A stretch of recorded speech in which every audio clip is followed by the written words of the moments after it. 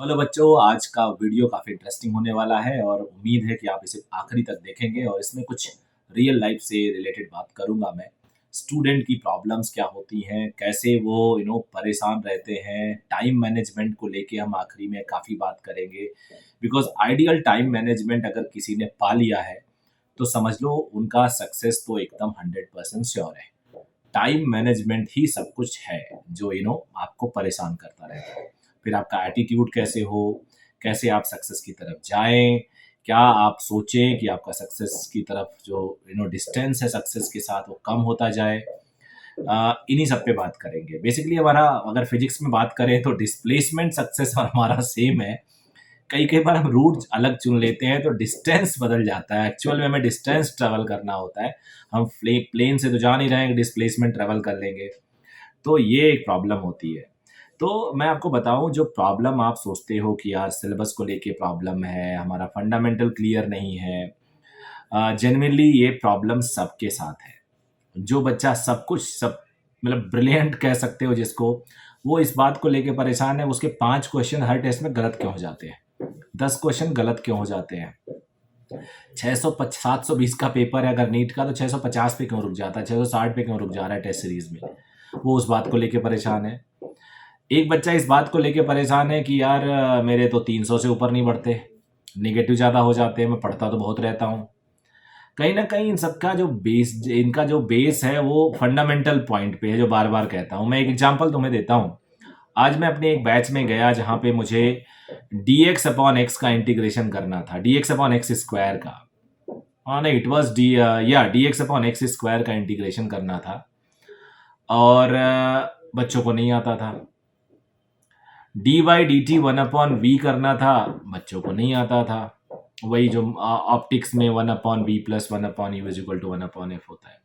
आपको डिफरेंशिएशन नहीं आता है। अगर मान लो एग्जाम में पूछ लिया गया कि अगर वेलोसिटी ऑफ ऑब्जेक्ट इतना है तो वेलोसिटी ऑफ इमेज क्या होगा, कैसे डिफरेंशिएट करके करोगे।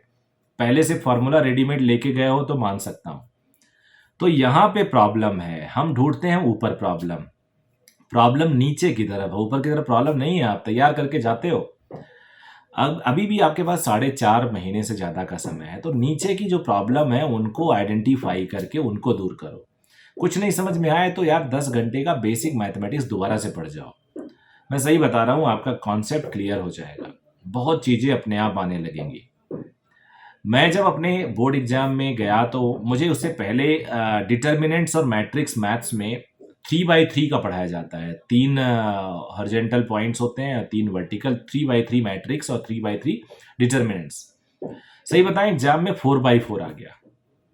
अब वो होता ना प्लस माइनस प्लस सॉल्व करते हैं डिटर्मिनेंट्स, तो एग्जाम में अब मेरा दिमाग खराब हुआ कि मैं कैसे सॉल्व करूं, ये तो पढ़ाया नहीं गया है। अब वो शायद मुझे याद है उसमें ऑप्शनल नहीं था, ऑप्शन नहीं था उस पार्ट में।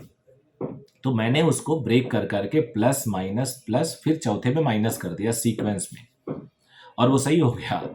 तो मुझे इतनी खुशी हुई। तो वो जो माइंड वहाँ पे काम किया, बिकॉज मैक्सिमम क्वेश्चन प्रैक्टिस किया गया था और एग्जामिनेशन में उससे रिलेटेड एक स्टेप हायर आ गया।